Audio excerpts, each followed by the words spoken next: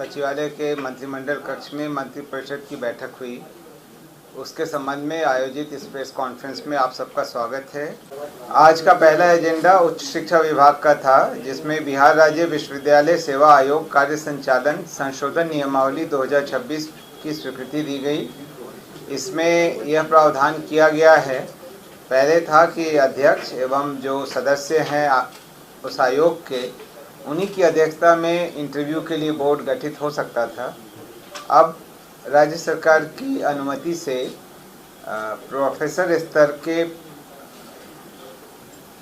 के अंतर्गत अलग से भी बोर्ड गठित किया जा सकता है। यानी अगर ज़्यादा बोर्ड गठित करने की आवश्यकता हो तो वो अब किया जा सकेगा। यह इसमें प्रावधान किया गया है। कला एवं संस्कृति विभाग का अगला एजेंडा था, जिसमें सोमनाथ स्वाभिमान पर्व 1000 वर्ष की अटूट आस्था के उपलक्ष्य में 20 जुलाई 2026 को लगभग 1100 श्रद्धालुओं का 2 दिवसीय सोमनाथ यात्रा का आयोजन किया गया है और उसके लिए सभी व्यवस्थाओं हेतु 2,50,00,000 रुपए की स्वीकृति दी गई। खान एवं भूतत्व विभाग का अगला एजेंडा था, जिसमें बिहार राज्य अंतर्गत पत्थर भूखंडों की बंदोबस्ती ई नीलामी सह निविदा के माध्यम से कराए जाने हेतु समाहर्ता यानी कलेक्टर को शक्ति प्रत्यायोजित करने तथा अनुमोदित जिला सर्वेक्षण प्रतिवेदन में आकलित वार्षिक खनन योग्य पत्थर की मात्रा में स्वामित्व दर से गुणा करने पर प्राप्त होने वाली राशि में 25% की वृद्धि कर प्रथम वर्ष के लिए न्यूनतम सुरक्षित मूल्य का निर्धारण किए जाने की स्वीकृति के संबंध में, यानी रॉयल्टी दर में 25% की वृद्धि की गई। ग्रामीण विकास विभाग का अगला एजेंडा था, जिसमें विकसित भारत जी योजना अंतर्गत अकुशल मजदूरों को न्यूनतम मजदूरी भुगतान के लिए लीड एवं लिफ्ट का प्रावधान किया गया है। ग्रामीण विकास विभाग का ही अगला एजेंडा था, जिसके अंतर्गत विकसित भारत जी योजना के लिए बिहार रूरल डेवलपमेंट सोसाइटी को नोडल एजेंसी के रूप में नामित किया गया तथा इसके कार्यान्वयन हेतु पूर्व से गठित संस्थागत संरचना को अधिकृत करने की स्वीकृति दी गई। गृह कारा विभाग का अगला एजेंडा था, जिसमें केंद्रीय कारा बक्सर की भूमि में से 1 एकड़ 90 डिसमिल भूमि, जिस पर वामन भगवान मंदिर अवस्थित है, इसको मंदिर के विकास, सौंदर्यीकरण एवं प्रवेश हेतु सहज व्यवस्था बनाने के उद्देश्य से वामन भगवान मंदिर हेतु चिन्हित कर कारा परिसर से पृथक किया गया और कारा की सुरक्षा को अप्रभावित रखने के लिए मंदिर परिसर के 3 तरफ से कटीले तार सहित 14 फीट की चहारदीवारी का निर्माण कराने की अनुमति दी गई। नगर विकास एवं आवास विभाग का अगला एजेंडा था, जिसमें पटना नगर निगम द्वारा 200 करोड़ रुपए तक का निगम बॉन्ड जारी करने से संबंधित प्रस्ताव पर स्वीकृति दी गई। म्यूनिसिपल बॉन्ड अन्य राज्यों में पूर्व में निर्गत किए गए हैं।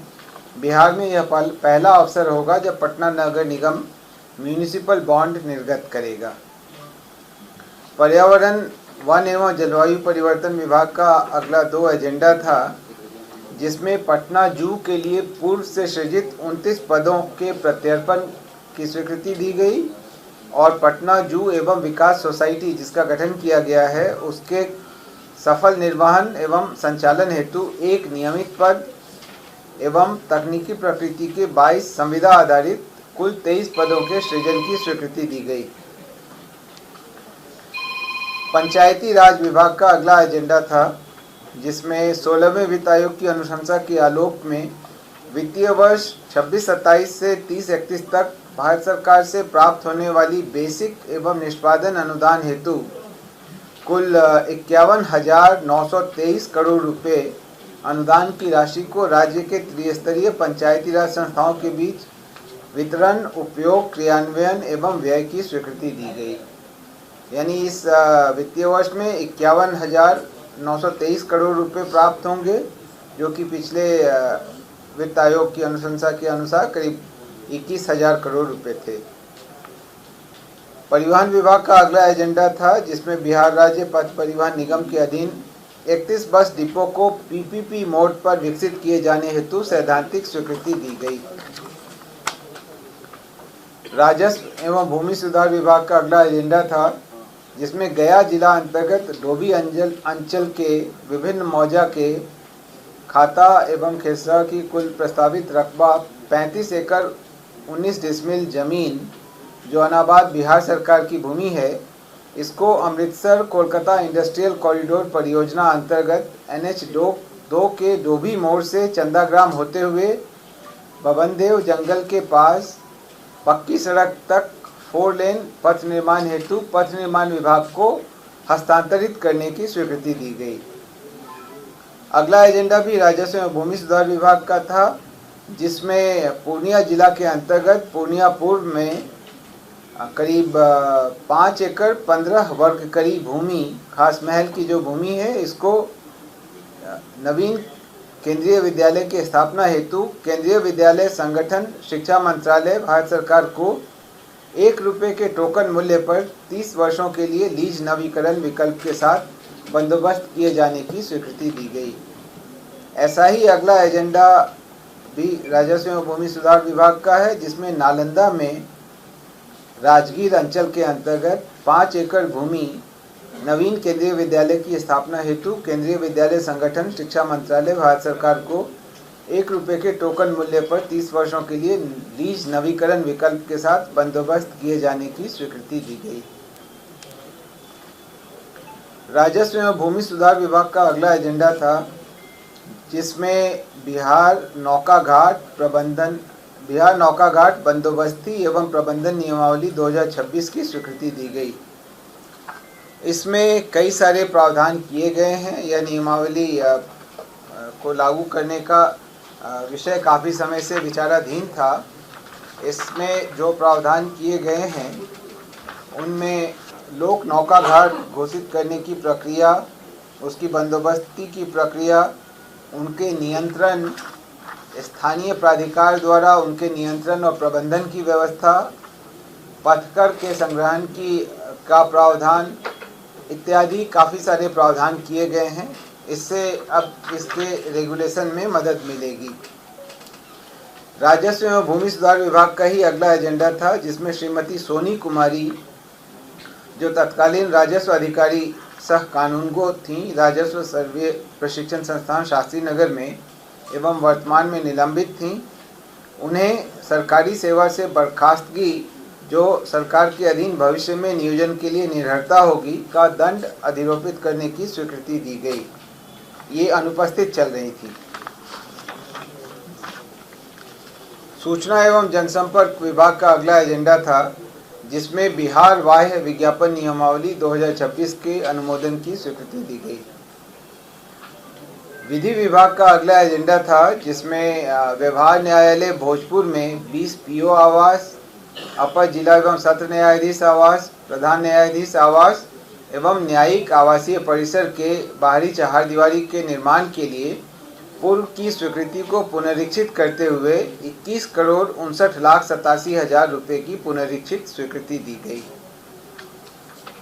सिविल विमानन विभाग का अगला एजेंडा था, जिसमें वीरपुर हवाई अड्डा के विकास हेतु 88.83 एकड़ भूमि अर्जित किए जाने हेतु राज्य स्कीम मद से अतिरिक्त अनुमानित मुआवजा 29,56,99,196 की प्रशासनिक स्वीकृति दी गई। पर्यटन विभाग का अगला एजेंडा था, जिसमें बिहार राज्य पर्यटन विकास निगम लिमिटेड के अंतर्गत एक अपर प्रबंध निदेशक एवं एक महाप्रबंधक ऑपरेशन एवं वित्त, अर्थात कुल 2 पदों के सृजन की स्वीकृति दी गई।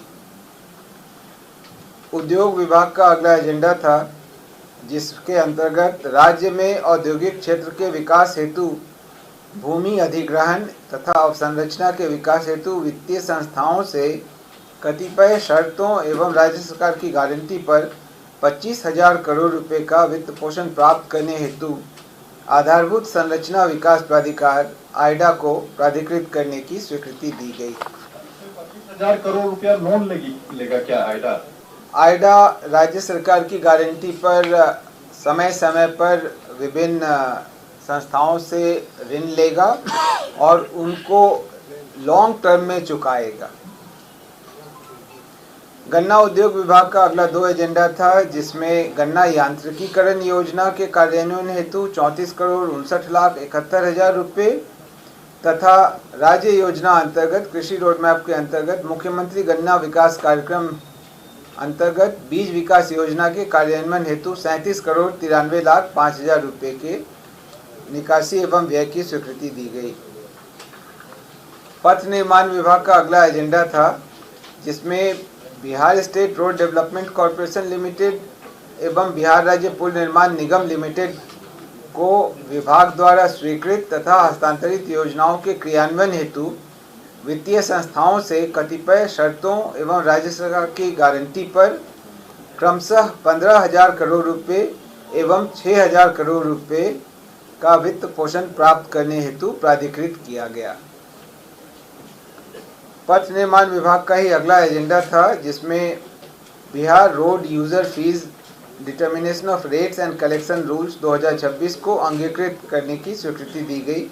यानी बिहार पथ उपयोगकर्ता शुल्क दरों का निर्धारण एवं संग्रहण नियमावली 2026 को अंगीकृत करने की स्वीकृति दी गई। पहले से इसमें प्रावधान नहीं था। जैसा भारत सरकार ने अभी टोल कलेक्शन के संबंध में प्रावधान किया है, उसको ध्यान में रखते हुए उसके समकक्ष बिहार सरकार ने यह नीति बनाई है।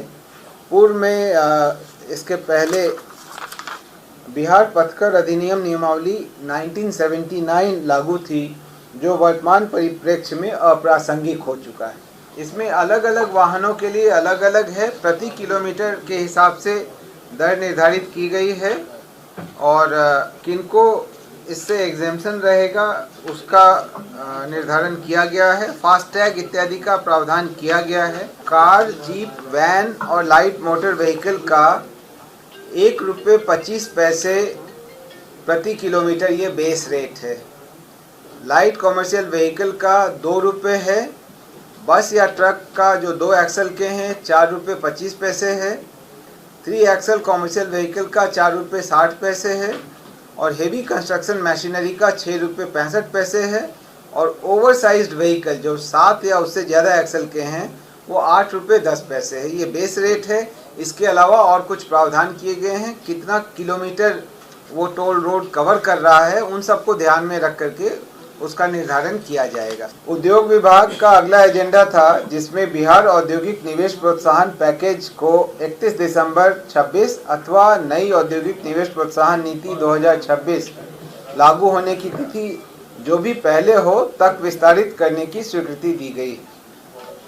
आप अवगत हैं कि पहले 30 जून तक ये लागू था, अब उसको बढ़ा करके 31 दिसंबर या नई नीति जो भी पहले लागू हो उस समय तक के लिए विस्तारित करने की स्वीकृति दी गई। अगला एजेंडा था राजस्व एवं भूमि सुधार विभाग का, जिसमें मधेपुरा जिला अंतर्गत नए केंद्रीय विद्यालय की स्थापना हेतु केंद्रीय विद्यालय संगठन शिक्षा मंत्रालय भारत सरकार को ₹1 के टोकन मूल्य पर 30 वर्षों के लिए लीज नवीकरण विकल्प के साथ 5 एकड़ 50 डिसमिल 156 वर्ग करी भूमि बंदोबस्त करने की स्वीकृति दी गई। ऐसा ही एजेंडा मधुबनी का था अगला, जहां मधुबनी जिला अंतर्गत राजनगर में 5 एकड़ बिहार सरकार की भूमि पर नए केंद्रीय विद्यालय की स्थापना हेतु केंद्रीय विद्यालय संगठन शिक्षा मंत्रालय को भारत सरकार को ₹1 के टोकन मूल्य पर 30 वर्षों के लिए लीज नवीकरण विकल्प के साथ बंदोबस्त किए जाने की स्वीकृति दी गई। अगला एजेंडा भी राजस्व एवं भूमि सुधार विभाग का था, जिसमें शेखपुरा जिला अंतर्गत केंद्रीय विद्यालय की स्थापना हेतु पूर्व से कुछ भूमि हस्तांतरित की गई थी जो 5 एकड़ से कम हो रही थी, तो अतिरिक्त उन्हें 47.847 डिसमिल गैर मजरूआ मालिक भूमि ₹1 के टोकन मूल्य पर 30 वर्षों के लिए लीज नवीकरण विकल्प के साथ केंद्रीय विद्यालय संगठन शिक्षा मंत्रालय भारत सरकार